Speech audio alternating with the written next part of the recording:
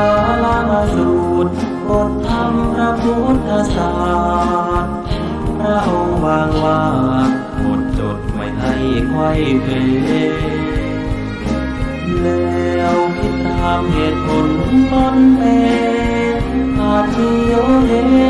เชื่อไปอาจไม่แน่นอนว่าตรงทฤษฎีของตน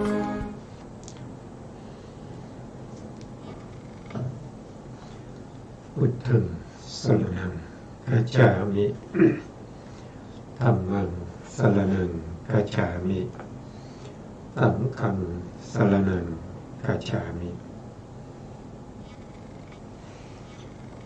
กราบนมัสการพระมหาเถระ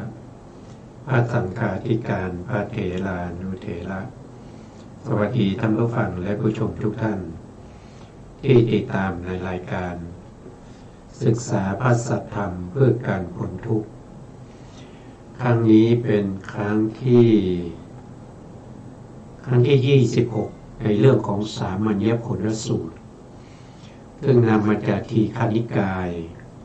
ศีลขันธวรรคเราอยู่ในส่วนที่ศึกษาในอรรถกถาซึ่งอรรถกถาของสามัญญผลสูตรครั้งที่แล้วเนี่ยเราก็พูดถึงธรรมที่ยิ่งกว่าก็ยิ่งกว่าอะไรก็คือยิ่งกว่าการรักษาศีลยิ่งกว่าการรักษาศีลยิ่งกว่าการประพฤติปฏิบัติเรื่องของการให้ทานอะไรพวกนี้ซึ่งที่ยิ่งธรรมที่ยิ่งกว่านั้นคืออะไรก็คือธรรมที่ยิ่งกว่าก็คือสมถะแล้วก็วิปัสสนาพระพุทธองค์ก็ได้แสดงนะครับเรากำลังศึกษาอยู่นะครับรายละเอียดจะเป็นยังไงนะครับวันนี้เราก็ได้รับเกียรติจากอาจารย์กันดาเช่นเคยนะครับท่านจะมาช่วยในการสาธยายนะครับสาธยายในอรรถกถานะครับอาจารย์พร้อมยังครับถ้าพร้อมแล้วก็เชิญอาจารย์สวัสดีค่ะกราบนมัสการพระคุณเจ้าพระเถรานุเถระและก็สวัสดีผู้ฟังทางบ้านนะคะสุมังคละวิลาสินีอัตถกถาทีฆนิกายศีลขันธวรรคต่อจากคราวที่แล้วนะคะคำว่าจงตั้งพระทัยคือหรือมนสิกะโรหิความว่าจงนึกรวบรวมอธิบายว่าจงมีจิตแน่วแน่เนี่ยโสดตั้งใจอีกอย่างหนึ่งคำว่าจงคอยสดับหรือสุนาหิในพระบาลีนี้เป็นการห้ามความฟุ้งซ่านแห่งโสตินทรีย์คำว่าจงตั้งพระทัยให้ดีหรือ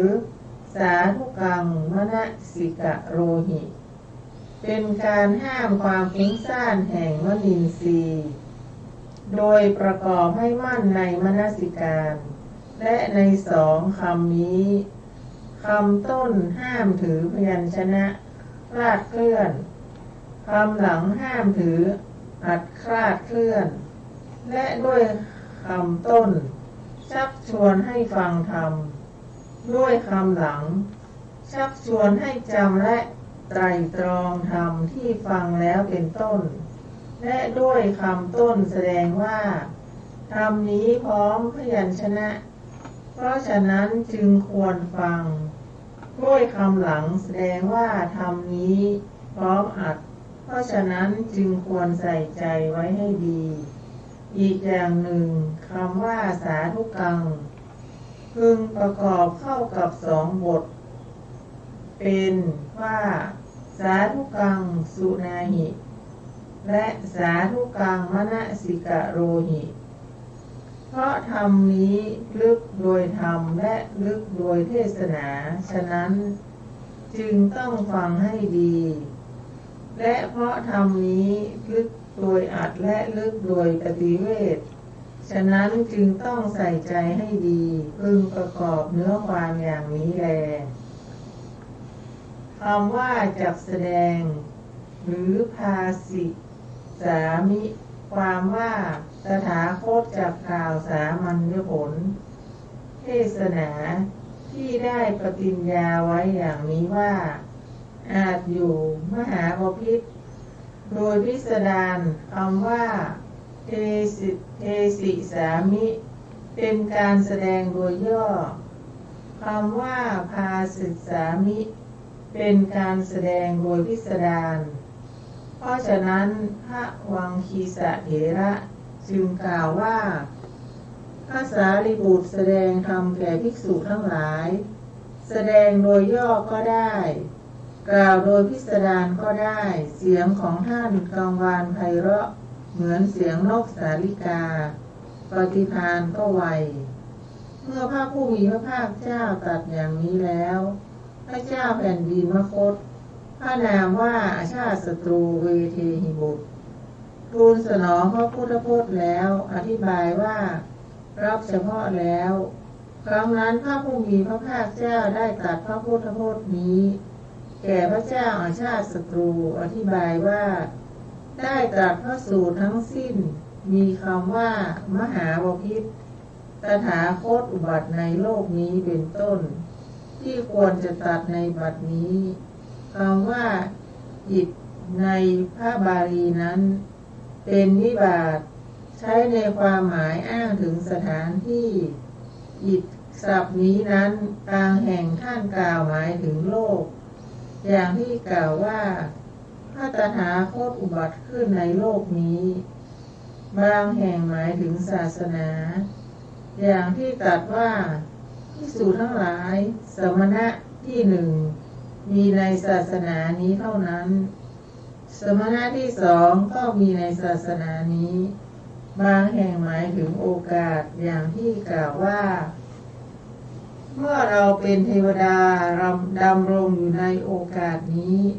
เราต่ออายุได้อีกจริงๆจะทรงทราบอย่างนี้เถิดพระองค์ผู้นิรทุกข์บางแห่งเป็นเพียงปทะปูรณะหรือทำบทให้เต็มเท่านั้นอย่างที่ตรัสว่าภิกษุทั้งหลายเราบริโภคแล้วห้ามพัดแล้วก็ในที่นี้พึงทราบว่าตรัสหมายถึงโลกแค่นี้ก่อนครับครับอันนี้ก็เป็นที่ท่านอัฏฐกถาจารย์นะครับท่านได้อธิบายเกี่ยวกับคำศัพท์ที่มีในพระไตรปิฎกในสามัญญผลสูตรแต่ละศัพท์เนี่ยมีความหมายว่าอย่างไรควรจะแปลว่าอย่างไรนะครับไม่ใช่อยากจะแปลก็แปลนะครับผู้ที่จะแปลได้จะต้องมีความรู้ความเข้าใจในพระธรรมคำสั่งสอนของพระพุทธเจ้า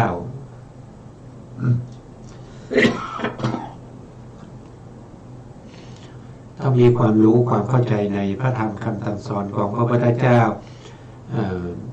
ให้มากๆนะครับเพราะว่าเวลาเราแปลไปเนี่ยคำแปลที่เราแปลไปอาจจะไม่ตรงวัตถุประสงค์หรือว่าไม่ตรงเจตนาของพระพุทธองค์ถ้าไม่ตรงเจตนาของพระพุทธองค์คำแปลนั้นก็จะไปขัดกับคำแปลใน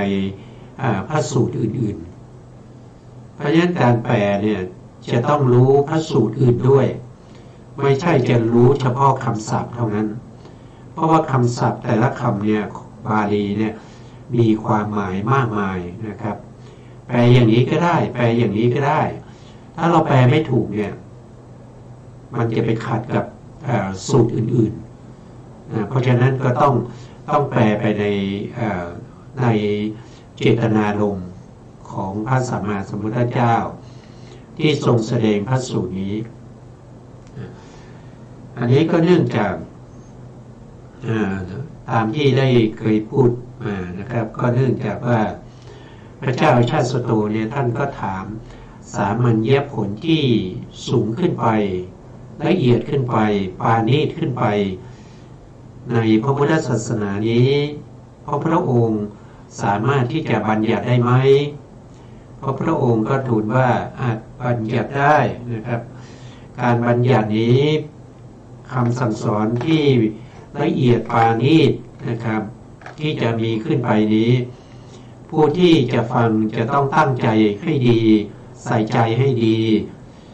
มนสิการให้ดีนะครับอย่าให้จิตฟุ้งซ่านอย่าให้จิตวอกแวกนะครับอย่าให้จิตกระเพื่อมนะครับให้ใส่ใจในพยัญชนะแล้วก็อรรถะที่พระพุทธองค์จะแสดงถ้าไม่ตั้งใจฟังไม่ใส่ใจปล่อยจิตให้ฟุ้งซ่านไปจะฟังไม่รู้เรื่องนะครับเป็นธรรมที่ละเอียดในเรื่องของสมถะในเรื่องของสติปัฏฐาน4วิปัสสนาซึ่งเป็นธรรมที่ละเอียดแล้วก็สุขุมลุ่มลึกพระพุทธองค์จะแสดงให้แก่พวกเธอจงฟังแล้วก็ใส่ใจให้ดีเราจะกล่าวพระพุทธองค์ก็กล่าวแก่พระเจ้าชาติศัตรูดังนี้นะครับเพราะฉะนั้นการที่พระพุทธองค์ตรัสอย่างนี้ก็เพื่อจะชักชวนให้ผู้ฟังที่กำลังฟังอยู่มีภิกษุที่กำลังฟังอยู่500รูปนะครับแล้วก็มีพระเจ้าชาติศัตรูแล้วก็มีอมาตย์นะครับแล้วก็มีผู้ที่ตามเสด็จพระเจ้าชาติศัตรูก็มากมายนะครับที่กำลังฟังเพราะฉะนั้นพระองค์ก็ตรัสให้เตือนสตินะครับให้พวกเราตั้งใจฟังเดี๋ยวจะฟังไม่รู้เรื่องนะครับพระองค์ก็ตรัสในทำนองนี้นะครับนี่ก็เป็นที่อาจารย์ท่านสาธยายมาแต่ตอนต้นนะครับต่อไปเราก็จะขออาจารย์ช่วยสาธยายต่อนะครับคำว่ามหาบพิตรหรือมหาราชความว่าพระผู้มีพระภาคเจ้าตรัสเรียกว่ามหาบพิตรอีกเพื่อทรงเทศนาตามที่ทรงปฏิญญาไว้คำนี้มีอธิบายว่ามหาบพิตรตถาคตย่อมเกิดขึ้นในโลกนี้เป็นพระอรหันต์เป็นผู้เบิกบานแล้วเป็นผู้จำแนกพระธรรมตถาคตศัพท์ในพระสูตรนี้ข้าพเจ้ากล่าวไว้แล้วในโอมชารสูตรศัพท์ว่าอรหังเป็นต้นกล่าวโดยพิสดารแล้วในวิสุทธิมรรคก็ในคำว่าเสด็จอุบัติในโลกหรือโลเกอุปัชชตินี้คำว่าโลกมี3อย่างคือโอกาสโลกสัตวโลกสังขารโลกแต่ในที่นี้ประสงค์สัตวโลกถ้าตถาคตแม้เมื่อเกิดในสัตวโลกจะได้เกิดในเทวโลกหรือพรหมโลกก็หาไม่ย่อมเกิดในมนุษยโลกเท่านั้นแม้ในมนุษยโลกก็ไม่เกิดในจักรวาลอื่นย่อมเกิดในจักรวาลนี้เท่านั้นแม้ในจักรวาลนี้นั้นก็ไม่เกิดในที่ทั่วไปย่อมเกิดในมัชฌิมประเทศโดยยาว300โยชน์โดยกว้าง250โยชน์โดยรอบวง 9,000 โยชน์ซึ่งท่านกำหนดไว้อย่างนี้ว่าทิศตะวันออกมีนิคมชื่อชังคระต่อจากนิคมชื่อชังคระนั้นมีนิคมชื่อมหาสาระต่อจากนั้นเป็นปัจจันตชนบทร่วมในเป็นมัชฌิมชนบททิศตะวันออกเฉียงใต้มีแม่น้ำชื่อสันลวดีต่อจากนั้นเป็นปัจจันตชนบท ร่วมในเป็นมัชชิมชนบทในทิศใต้มีนิคมชื่อเสตกันนิกะต่อจากนั้นเป็นปัจจันตชนบทร่วมในมัชชิมชนบททิศตะวันตกมีพราหมณ์คามะชื่อถูนะต่อจากนั้นเป็นปัจจันตชนบทร่วมในเป็นมัชชิมชนบททิศเหนือมีภูเขาชื่ออุสีละทัชชะต่อจากนั้นเป็นปัจจันตชนบทร่วมในเป็นมัชชิมชนบทและไม่ใช่แต่พระตถาคตเท่านั้นเพราะพระปัจเจกพุทธเจ้าทั้งหลายพระอัครสาวกทั้งหลายพระอสีติมหาเถระทั้งหลายพระพุทธมารดาพระพุทธบิดาพระเจ้าจักรพรรดิพราหมณ์และข้าบดีที่มีหลักฐานอื่นๆย่อมเกิดในมัชชิมประเทศนี้เท่านั้นครับ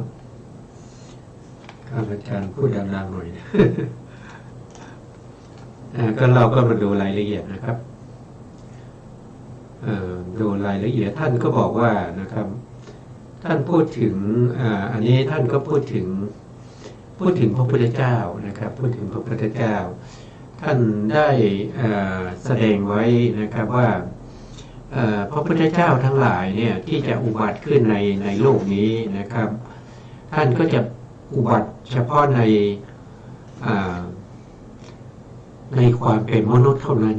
พระพุทธเจ้าจะไม่อุบัติโดยความเป็นพรหมโดยความเป็นเทวดานะครับเทวดาที่เป็นพระพุทธเจ้าไม่มีนะเทวดาที่เป็นพรหมก็ไม่มีพระพุทธเจ้าจะต้องเป็นมนุษย์เท่านั้นอันนี้คือปฏิเสธเรื่องพรหมแล้วก็เรื่องเทวดานะครับแล้วท่านก็บอกต่อไปว่าพระพุทธเจ้าอุบัติในส่วนที่เป็นมนุษย์เนี่ยก็จะอุบัติเฉพาะในจักรวาลนี้เท่านั้นนะครับคือจักรวาลเนี่ยมันมีมากมายเขาเรียกว่าเป็นอนันตจักรวาลจักรวาลอื่นเนี่ยพระพุทธเจ้าไม่อุบัตินะจะอุบัติเฉพาะจักรวาลนี้จักรวาลเดียวนะครับที่เราอาศัยอยู่ทุกวันนี้นะก็จะเป็นจักรวาลนี้แล้วถ้าอุบัติในจักรวาลนี้พระพุทธเจ้าก็ไม่ได้อุบัติในปัจจันตชนบทนะครับจะอุบัติเฉพาะในมัชชิมชนบทหรือประเทศที่อยู่ตรงกลางนะเป็นมัชชิมประเทศนะทำไมเป็นอย่างนั้นนะก็เพราะว่ามัชชิมประเทศเนี่ยมันเริ่มกำหนดมาตั้งแต่จักรวาลนี้เริ่มกำเนิดนะจักรวาลมีการสลายไปนะครับแล้วก็เกิดขึ้นใหม่นะครับแล้วก็มัชชิมประเทศเนี่ยเป็นจุดศูนย์กลางที่จักรวาลนี้เริ่มเกิดจักรวาลนี้เริ่มเกิดเนี่ยก็จะมีการสร้างขึ้นมาจะสร้างตรงนี้ก่อนในพระสูตรบางพระสูตรหรือว่าในอัตถกถาในที่อื่นนะครับท่านก็จะเรียกว่าเป็นศีรษะแผ่นดินตรงศีรษะแผ่นดินเนี่ยตอนที่สร้างโลกขึ้นมาเนี่ยเริ่มสร้างเป็นครั้งแรกเมื่อสร้างเสร็จนะครับเมื่อมีเทวดาหรือพรหมที่จุติมาจากพรหมท่านก็จะมาสังเกตดูว่า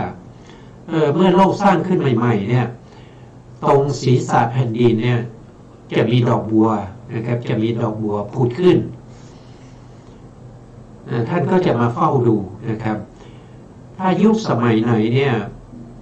มีดอกบัวผุดขึ้น1 ดอกนั่นแสดงว่าโลกนี้จักรวาลนี้และตรงนี้เนี่ย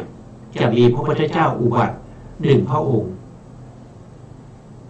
แต่ถ้ามีดอกบัวผุดขึ้น2 ดอกนั่นแสดงว่ามีพระพุทธเจ้า2 พระองค์ในโลกนี้แต่เป็นคนละยุคกันเป็นคนละสมัยกันห่างกันมากมายนับปีไม่ได้นับปีเหลือประมาณนะครับเป็นอสงไขยปี มากกว่าอสงไขยปี2-3อสงไขยปีก็มีตรงนี้เราเรียกว่าเป็นมัชฌิมาประเทศและตรงนี้เนี่ยดอกบัวที่จะผุดขึ้นมามากที่สุดไม่เกิน5 ดอกถ้า5 ดอกนี้เขาจะเรียกว่าเป็น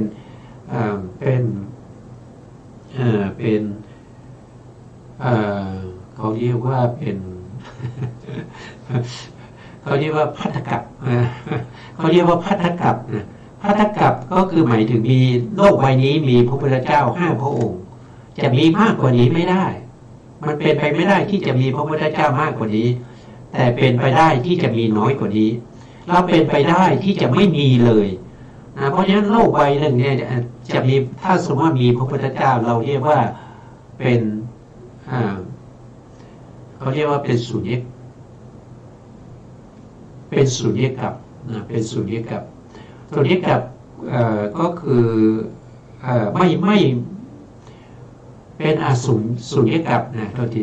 ก็คือหมายถึงว่าเป็นกัปที่ไม่สูญจากพระพุทธเจ้านะครับก็จะมี1 องค์บ้างถ้า1 องค์ก็เรียกว่าสารกัปถ้า2 องค์ก็จะเรียกว่ามันทกัปถ้า3 องค์ก็จะเรียกว่าวัฏกัปถ้า4 องค์ก็เรียกว่าสาระมันทกัปถ้า5 องค์ก็เรียกว่าเป็นภัททกัปอันนี้ก็เป็นคือทุกอย่างเนี่ยมันมีเหตุมีผลหมดนะครับมันมีมาจากเหตุนะไม่ใช่อยู่ๆก็อยากจะเกิดก็เกิดขึ้นมาลอยๆไม่ใช่ไม่ใช่แล้วมัชฌิมาประเทศนี้ในปัจจุบันนี้ก็คือประเทศอินเดียนะครับแล้วก็ตรงที่จะพระพุทธเจ้าจะนั่งตรัสรู้ทุกพระองค์เนี่ยก็จะนั่งตรัสรู้ที่ศีรษะแผ่นดินนั่นคือตรงที่ต้นโพพุทธคยาต้นโพตรงนั้นนะครับแล้วนอกจากนั้นในอรรถกถานี้ท่านยังได้พูดถึงว่าไม่ว่าจะเป็นพระปัจเจกพุทธเจ้าอัครสาวกอสิติมหาสาวกหรือว่าพระเจ้าจักรพรรดิเนี่ยก็จะต้องเกิดเฉพาะในมัชฌิมประเทศเท่านั้นเขาจะไม่เกิดที่อื่นจะไม่ไปเกิดในที่นอกเหนือจากประเทศอินเดียพูดง่ายๆนอกเหนือจากมัชฌิมาประเทศนะครับนอกนั้นไม่มีอันนี้ก็เป็นที่ท่านได้แสดงมานะครับแล้วท่านก็พูดถึงในส่วนที่อันนี้พูดถึงเรื่องของตรงนี้ก็จะอยู่ข้างบนมาครับนะครับก็จะพูดถึงในเรื่องของเรื่องของธรรมนะครับเรื่องของการอุบัติเกิดขึ้นของพระพุทธศาสนานะครับจะเป็นไปตามนี้เป็นไปตามนี้นะแล้วท่านก็บอกว่าท่านได้กล่าวไว้ในชาลพรหมสูตรนะครับอันนี้ก็เป็นถ้าจะดูรายละเอียดเนี่ยดูในวิสุทธิมรรคก็ได้นะครับในวิสุทธิมรรคท่านก็ได้กล่าวไว้แล้วโดยพิสดารจะอยู่ในวิสุทธิมรรคนี่ฮะ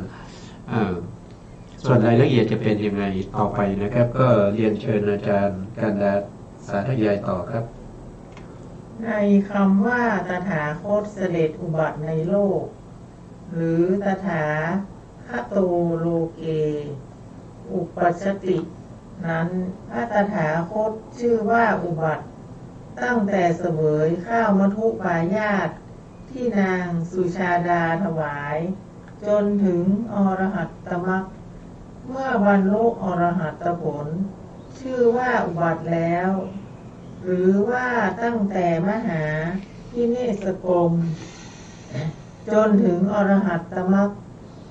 หรือว่าตั้งแต่ภพชั้นดุสิตจนถึงอรหัตตมรรคหรือว่าตั้งแต่บาทมูลของพระพุทธเจ้าทีปังกรจนถึงอรหัตตมรรคชื่อว่าอุบัติเป็นบรรลุ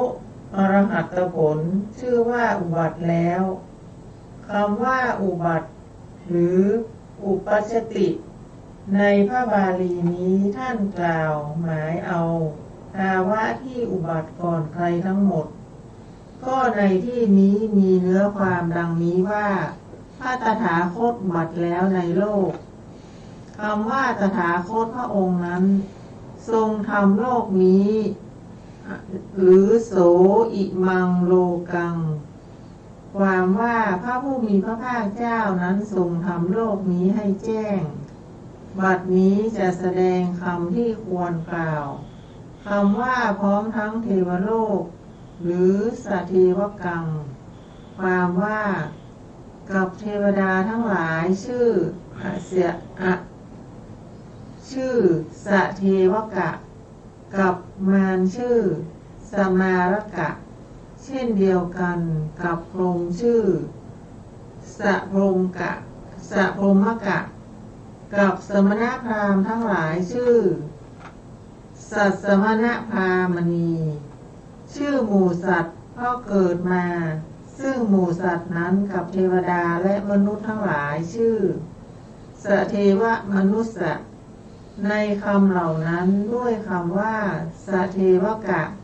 พึงทราบว่าถือเอากามาพจรเทพ5 ชั้น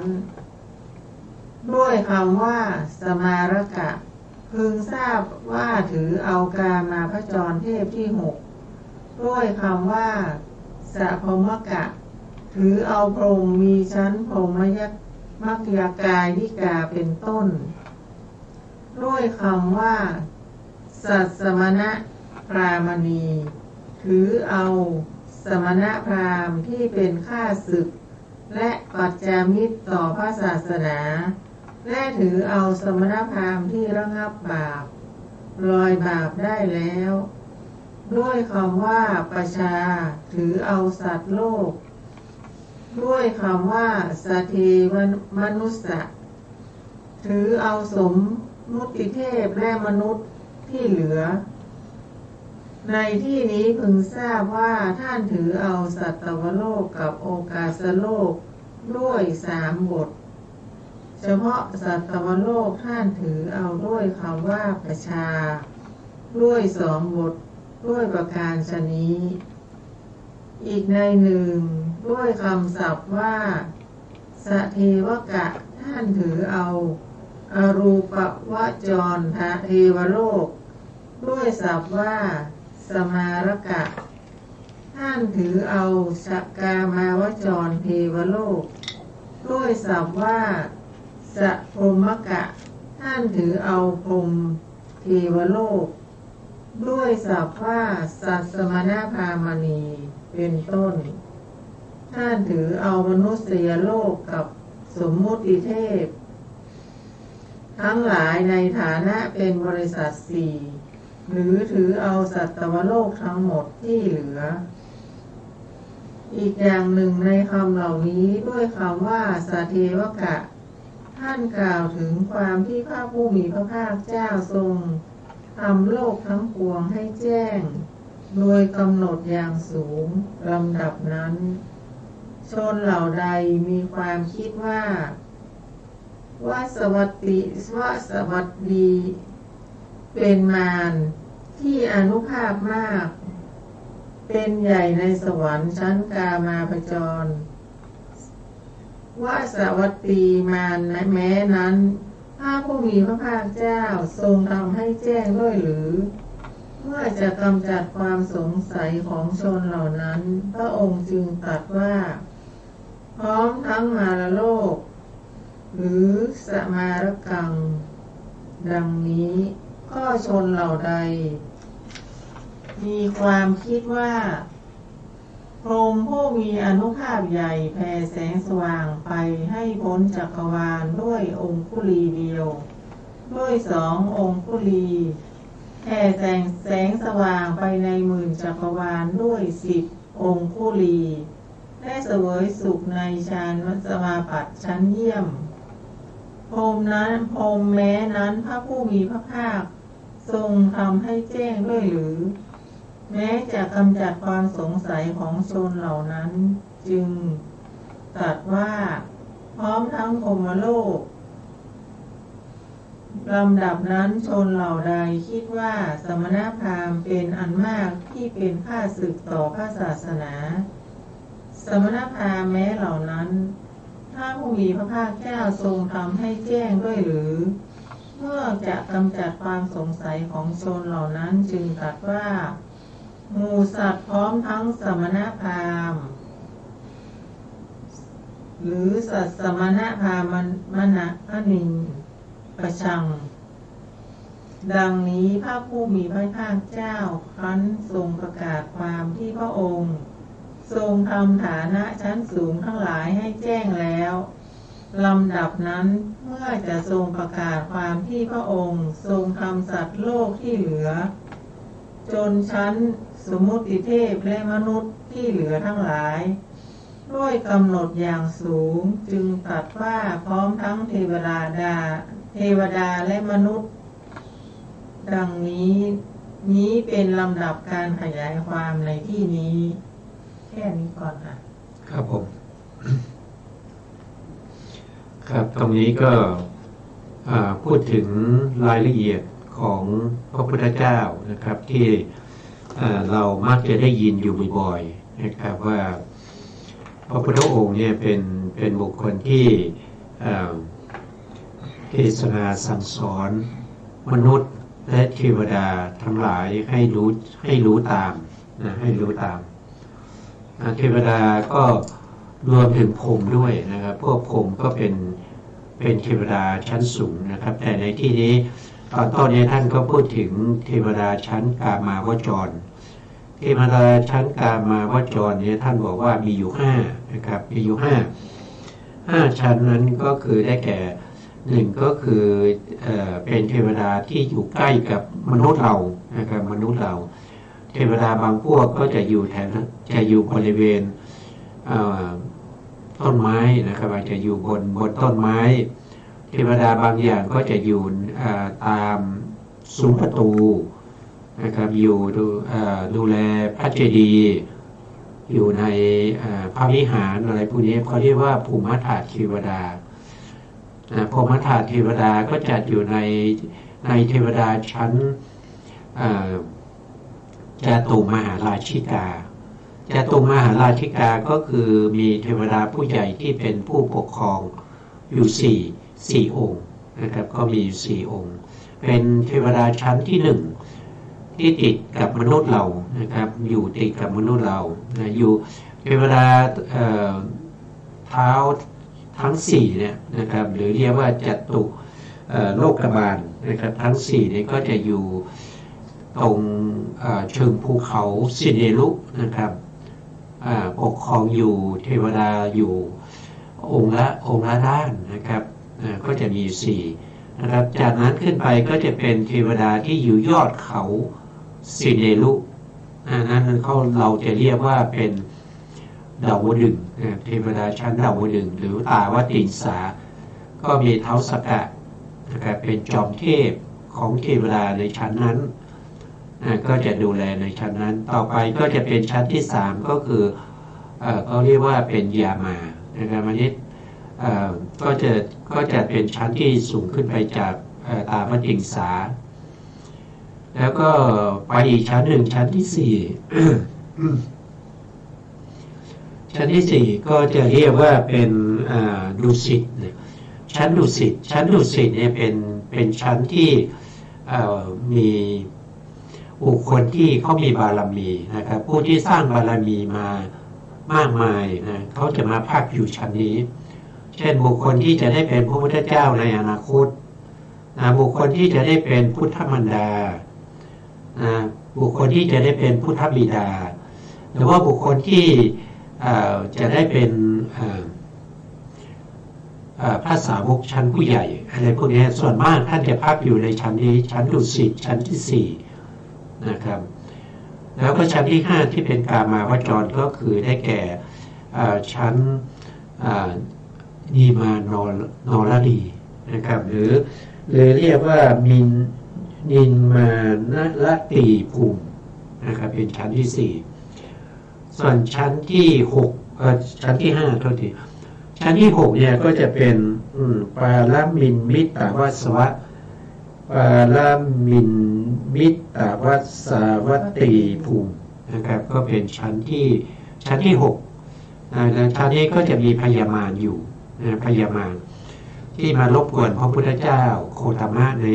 ในช่วงที่ จะตรัสรู้นะจะตรัสรู้เป็นพระพุทธเจ้าที่ใต้ต้นสีมหาโพธิ์เกณฑ์วันที่จะได้ตรัสรู้นะครับก็มารบกวนก็คือเป็นผู้ที่ปกครองอยู่ชั้นนี้ก็เรียกว่าเป็นท้าวสวัสดีนะท้าวสวัสดีหรือพญามารนั่นเองจะอยู่ชั้นนี้นะครับปัจจุบันก็อยู่ชั้นนี้นะครับปัจจุบันนี้ก็เปลี่ยนจากพญามารมาเป็นสัมมาทิฏฐิแล้วนะครับเพราะโดนทรมานด้วยพระอุปคุตนะพระอุปคุตเนี่ยทรมานพญามารนะครับให้เปลี่ยนความเข้าใจผิดความเข้าใจความเห็นผิดทั้งหลายมาเป็นสัมมาทิฏฐิแล้วนะครับแล้วท่านก็จะได้เป็นพระพุทธเจ้าในอนาคตนะได้รับพุทธทำนายแล้วนะครับจะได้เป็นพระพุทธเจ้าแต่อีกยาวนานนะครับไม่รู้จักรวาลไหนนะอันนี้ก็เป็นเรื่องของพญามารอันนี้เขาเรียกว่าเป็นเทวดานะครับเทวดา6 ชั้นแล้วพระพุทธเจ้าจะไม่อุบัติในเทวดา6 ชั้นนี้จะไม่มีอุบัติในเทวดา6 ชั้นนี้เพราะพระองค์เมื่ออุบัติขึ้นมาแล้วก็จะเผยแผ่พระพุทธศาสนาแล้วก็สั่งสอนเทวดาทั้งหลายนะครับที่อยู่ในชั้นนี้ให้ได้เป็นพระอรหันต์เป็นพระอรหันต์นะครับเป็นผู้รู้แจ้งในธรรมของพระพุทธเจ้าตามสมควรแก่บารมีของผู้ที่เขาบำเพ็ญบารมีอย่างเช่นท้าวสักกะปัจจุบันก็เป็นโสดาบันท่านก็เป็นโสดาบันแล้วนะครับแล้วก็ในที่เราไปศึกษามานะครับก็ยักษ์นะครับยักษ์เนี่ยเท่าที่รู้จักเนี่ยก็จะมีอยู่ที่จำได้นะที่จำได้ก็จะมีอยู่3 ท่านด้วยกันท่านที่1ก็คือได้แก่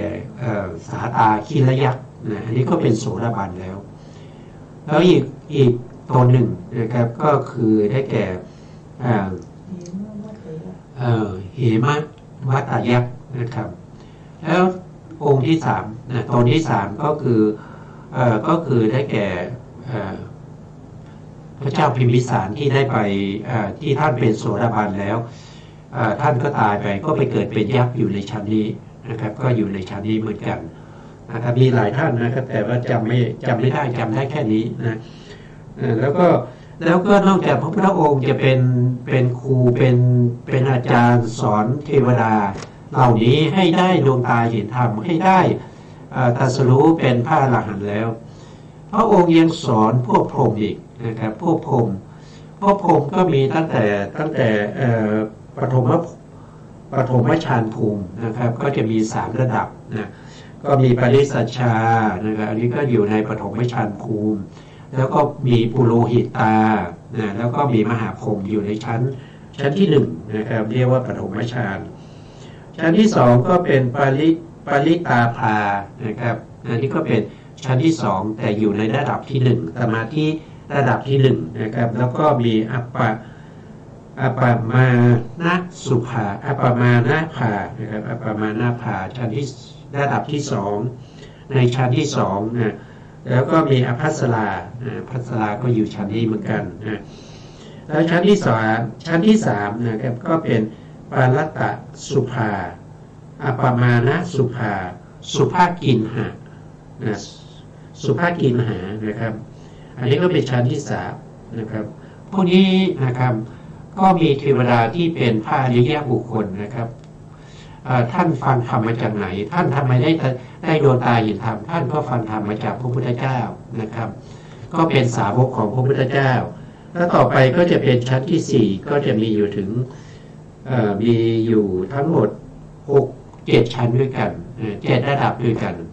เรียกว่าจตุทัชฌานภูมิชั้นที่1ก็เรียกว่าเวหาพลาเวหาพลาก็เป็นยอดของปุถุชนอันที่2ก็เป็นอาสัญญาสัตตภูมิอาสัญญาสัตตภูมินี้ไม่มีพระอริยะนะครับเป็นปุถุชนแล้วก็เป็นปุถุชนประเภทที่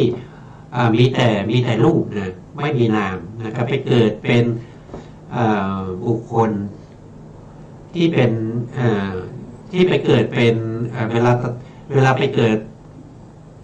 บางท่านก็จะยืนบางท่านก็จะนอนบางท่านก็จะนั่งอยู่ใน3 ท่านี้เคลื่อนไหวอะไรไม่ได้ นะครับมีแต่รูปนะครับต้องอยู่อย่างนั้น500 มหากัปอันนี้ได้จาก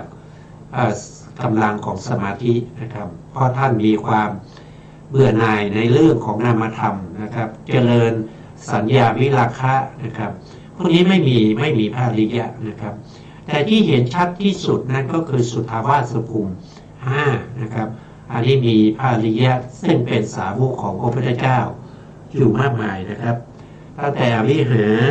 อัตตปาสุทัสสาสุทัสสีอากนิฐาคนนี้ก็ฟังธรรมมาจากพระพุทธเจ้านะครับแล้วก็ได้ตรัสรู้ธรรมเป็นพระอนาคามีแล้วก็ไปเกิดตรงนั้นนะครับอันนี้ก็เป็นเรื่องของอะไรก็คือเรื่องของเทวามนุษย์สานังนะครับก็ผู้ที่มาฟังธรรมเป็นสาวกของพระพุทธเจ้าเนี่ยไม่ได้มีเฉพาะมนุษย์เท่านั้นนะครับมีทั้งเทวดาและพรหมด้วยทำไมพูดตรงนี้ก็พูดถึงในเรื่องของสัตวโลกนะครับสัตวโลกก็คือสัตว์ทั้งหลายที่เวียนว่ายตายเกิดอยู่ในวัฏสงสารนี้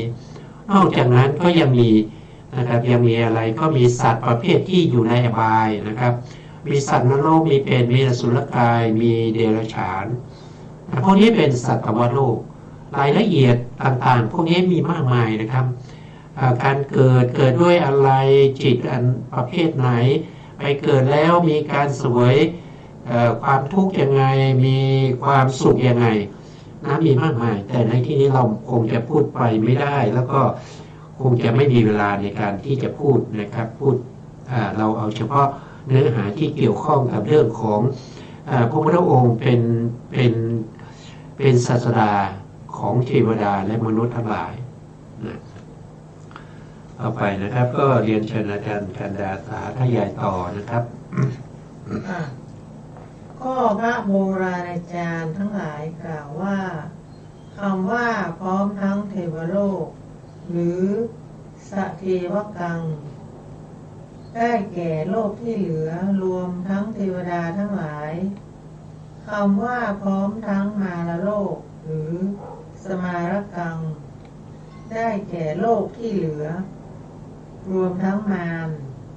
คำว่าพร้อมทั้งพรหมโลกหรือสัพพมกังได้แก่โลกที่เหลือรวมทั้งพรหมทั้งหลายโดยอธิบายอย่างนี้เป็นอันผนวกสัตว์ที่เข้าถึงภพ3ทั้งหมดในบททั้ง3ด้วยอาการ3เมื่อจะถือเอาด้วยบททั้ง2อีกจึงตรัสว่าหมู่สัตว์พร้อมทั้งสมณพราหมณ์เทวดาและมนุษย์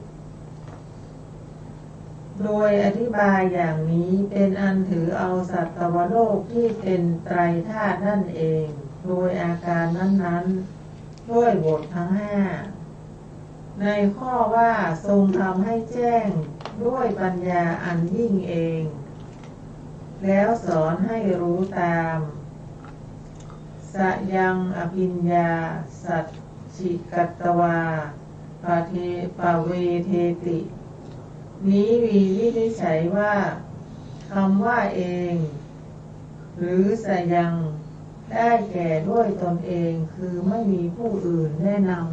ำคำว่าด้วยปัญญาอันยิ่งหรืออภิญญาได้แก่ด้วยความรู้ยิ่งอธิบายว่ารู้ด้วยญาณอันยิ่งคำว่าทำให้แจ้งสัจฉิกัตตวาได้แก่ทำให้ประจักษ์ด้วยคำนี้เป็นอันปฏิเสธความคาดคะเนเป็นต้นคำว่าสอนให้รู้ตามหรือปเวเทติได้แก่ให้รู้ให้ทราบคือประกาศให้ทราบกันทั่วไปเพราะว่าพระผู้มีพระภาคเจ้าพระองค์นั้นแสดงธรรมงามในเบื้องงามในที่สุดหรือโสธัมมังเทเสติอาทิกัลยาณังเปปริโยสานะกัลยาณังความว่าพระผู้มีพระภาคเจ้าพระองค์นั้นทรงอาศัยความเป็นผู้กรุณาในสัตว์ทั้งหลาย ถึงกับทรงสละซึ่งความสุขอันเกิดแต่วิเวกแม้ยอดเยี่ยมแสดงธรรมและเมื่อทรงแสดงธรรมนั้นน้อยก็ตามมากก็ตามทรงแสดงชนิดมีความงามในเบื้องต้นเป็นต้นอธิบายว่าแม้ในเบื้องต้นทรงแสดงทำให้งามไพเราะไม่มีโทษเลยแม้ในท่ามกลางแม้ในที่สุดก็ทรงแสดงให้งามไพเราะไม่มีโทษในข้อที่กล่าวมาแล้วนั้นเทศนามีเบื้องต้นท่ามกลางและที่สุดศาสนาก็มีเบื้องท่ามกลางและที่สุดจะกล่าวถึงเทศนาก่อนในคาถาแม้มี5 บาทแรกชื่อว่าเบื้องต้น2 บาทต่อจากนั้นชื่อว่าท่ามกลางบาทเดียวในตอนท้ายชื่อว่าที่สุดพระสูตรที่มีอนุสนที่เดียวมีนิทานเป็นเบื้องต้นมีคำว่าอิทธมะโอจะเป็นที่สุดคำระหว่างเบื้องต้นและที่สุดทั้งสองเป็นท่ามกลางพระสูตรที่มีอนุสนที่มากมีอนุสนที่แรกเป็นเบื้องต้นมีอนุสนที่ในตอนท้ายเป็นที่สุดอนุสนที่1หรือ2หรือมากในท่ามกลางเป็นท่ามกลางทั้งหมดแค่นี้ก่อนค่ะครับวันนี้ก็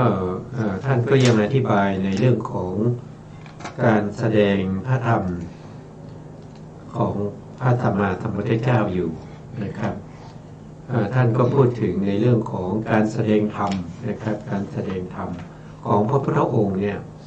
ท่านบอกว่าอาทิกัลยาณังนะครับแล้วก็มัชเชกัลยาณังปาริโยสานะกัลยาณังก็คืองามในเบื้องต้นงามในที่สุดแล้วงามในโทษทีงามในเบื้องต้นงามในท่ามกลางแล้วก็งามในที่สุดนะครับก็มี3 ระดับด้วยกันนะครับท่านอธิบายต่อไปว่างามในเบื้องต้นนั้นก็คือถ้าเป็นคาถาเนี่ยก็คือบาทที่1นะครับบาทที่1เนี่ยก็เป็นงามในเบื้องต้นนะครับ2 บาท2 บาทต่อไปนะครับก็เป็นงามในท่ามกลางแล้วก็บาทสุดท้ายก็เป็นงามในที่สุดอันนี้ก็เป็นที่ท่านอธิบายในเรื่องของคาถาแต่ถ้าเป็นเนื้อหาเนื้อความพยัญชนะทั้งหลายเนี่ยก็คืองามในช่วงแรกนะครับแล้วก็งามในท่ามกลางงามในที่สุดก็คือตอนท้ายนี่คืออะไรตอนท้ายในพระพุทธองค์ก็จะแสดงหรือว่าจะส่งข้อเข้าในเรื่องของอริยสัจ 4นะครับตอนแรกก็พูดเกี่ยวกับเรื่องของทาน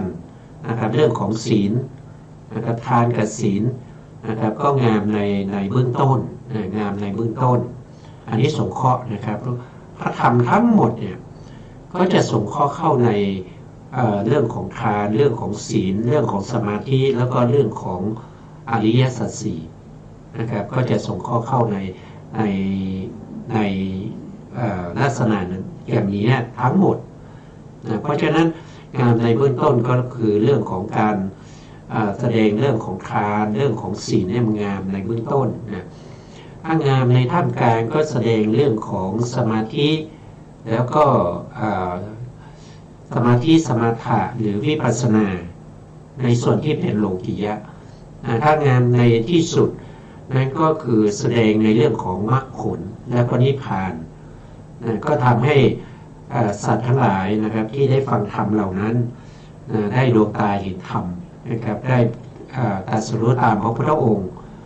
อันนี้เป็นเนื้อหานะครับเป็นเนื้อหาแต่จะไปขยายความออกไปกระจัดกระจายออกไปก็ได้มากมายนะครับถ้าเราจะขยายความออกไปเนี่ยถ้าจำแนกโดยความเป็นนิกายเนี่ยท่านก็จำแนกได้ถึง5 นิกายนะครับ ถ้าจะจำแนกโดยความเป็นองค์นะครับก็ได้ถึง9องค์ถ้าจะจำแนกโดยความเป็นพระไตรปิฎกก็ได้ถึง3ปิฎกนะครับก็มี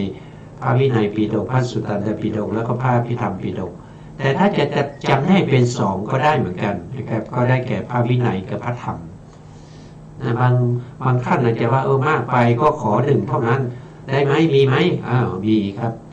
ทำทั้งหมดเนี่ยว่าโดยรถเนี่ยก็จำทั้งหมดเนี่ยมีรถเดียวเท่านั้นเองนั่นคือวิมุตติรถนะครับจะจำแนกยังไงก็จะอยู่ในเรื่องของวิมุตติรถนะครับก็คือรถแห่งความหลุดพ้นนะครับนั่นก็คือได้แก่มรรคผลนิพพานนะครับได้แก่ตัวนิพพานนะครับเราอันนี้เป็นพระธรรมที่พระพุทธองค์สั่งสอนพวกเราทั้งหลายให้ยึดถือปฏิบัตินะครับว่าสิ่งไหนเป็นกุศลสิ่งไหนเป็นอกุศลอันนี้เราก็รู้ได้เพราะว่าเราฟังธรรมถ้าเราไม่ฟังธรรมเนี่ยเราก็จะไม่รู้ได้นะครับอันนี้ก็ขออาจารย์ช่วยสาธยายต่ออย่างนี้หนึ่งครับสำหรับศาสนาศีลสมาธิและวิปัสสนาชื่อว่าเป็นเบื้องต้น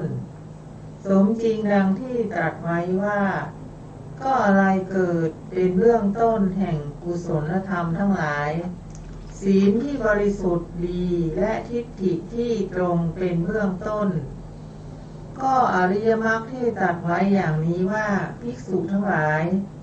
มัชฌิมปทาที่ตถาคตตรัสรู้ด้วยปัญญาอันยิ่งแล้วมีอยู่ดังนี้ชื่อว่าเป็นท่ามกลางและผลนิพพานชื่อว่าเป็นที่สุดจริงอยู่ผลท่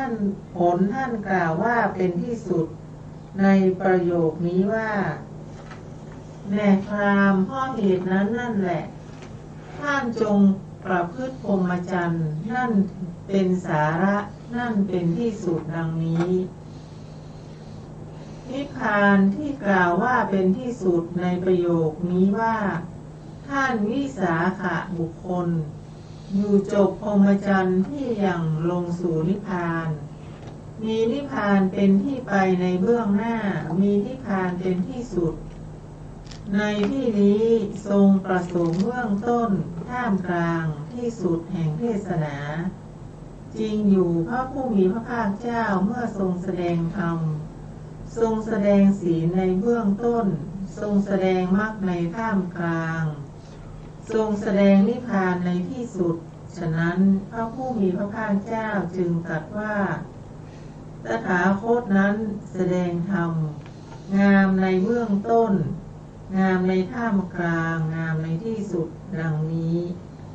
เพราะฉะนั้นธรรมถึกแม้อื่นเมื่อแสดงธรรมพึงแสดงศีลในเบื้องต้นแสดงมรรคในท่ามกลางและแสดงนิพพานในที่สุดนี้เป็นหลักธรรมของธรรมกถึกค่ะครับอันนี้ก็อีกในหนึ่งนะครับที่ท่านอาจารย์ท่านได้แสดงไว้นะครับเบื้องต้นก็คือเรื่องของศีล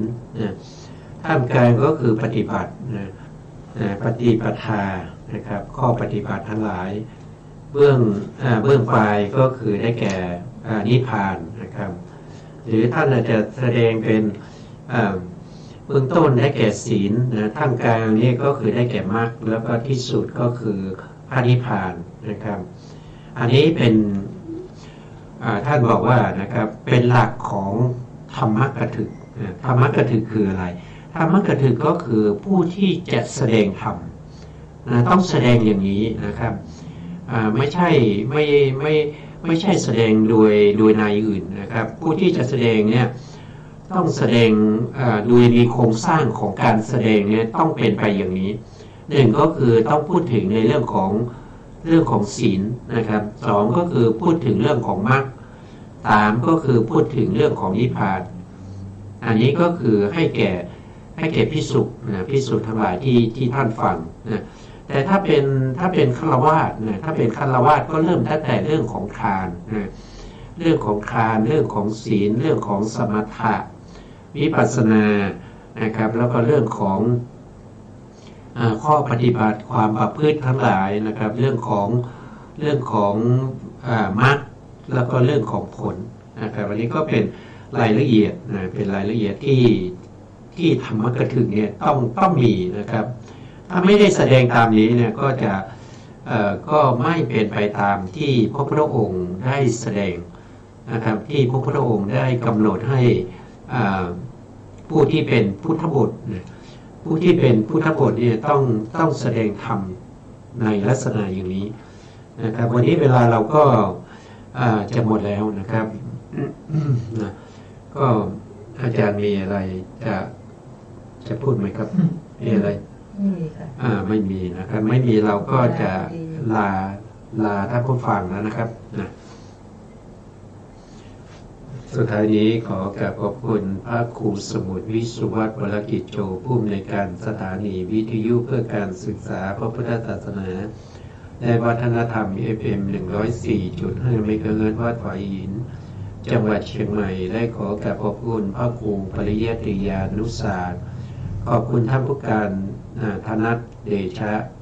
และขอบคุณท่านผู้ฟังและผู้ชมทุกท่านที่ติดตามในรายการศึกษาพระสัทธรรมเพื่อการพ้นทุกข์พบกันใหม่ในโอกาสต่อไปครับ